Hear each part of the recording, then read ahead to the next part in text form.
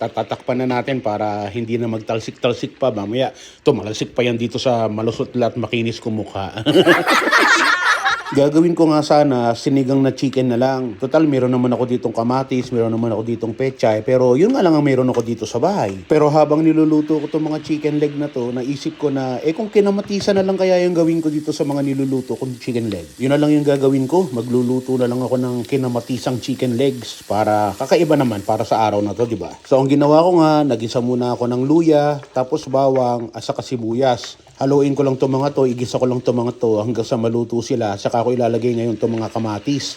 Marami kasi akong kamatis dito sa bahay, kaya dinamihan ko talaga yung kamatis na yan. Tinimplahan ko na nga ng paminta, marami paminta nga inilagay ko dyan. Tapos nilagyan ko na rin ng chicken powder para mamaya yung sabaw nyo ay talagang malasang malasa. Saka titimplahan ko na rin ng asin. Patis dapat yung ilalagay ko dyan, pero babaunin ko sa trabaho to. Pag ininit ko sa microwave, mangangamoy patis yung buong kantin, so asin na lang. Saka ko ilalagay ngayon itong mga chicken na niluto natin kanina. So, haluin ko lang yan. Pag haluin ko lang lahat yung mga yan. O, baka may mag-comment na naman dyan, sasabihin na hindi ganyan ang pagluluto ng kinamatisang manok. Eto version ko lamang po ha. Pinakasimpleng pagluluto ng kinamatisang manok ko. Tinakpan ko nga pala yung mga chicken na yan. Tapos binuksan ko na ngayon nung medyo luto na yung mga chicken. Saka natin nahaluin. Kita nyo naman, nadurog na lahat ng mga kamatis. Maganda na yung itsura niya. Para na rin pala siyang afritada. Pero yung kamatis na fresh yung ginamit natin. Napakadali lang lutuin ito mga kaberks. Kukunti lang yung sangkap, kaya sigurado na swak sa budget nyo to. Simple, madaling lutuin, tapos kukunti lang yung rekado na gagamitin mo. Sasama ko na rin pala itong mga pechay na nahiwa ko kanina para sa sinigang, pero ngayon nagagamitin na natin para dito sa ating kinamatisan.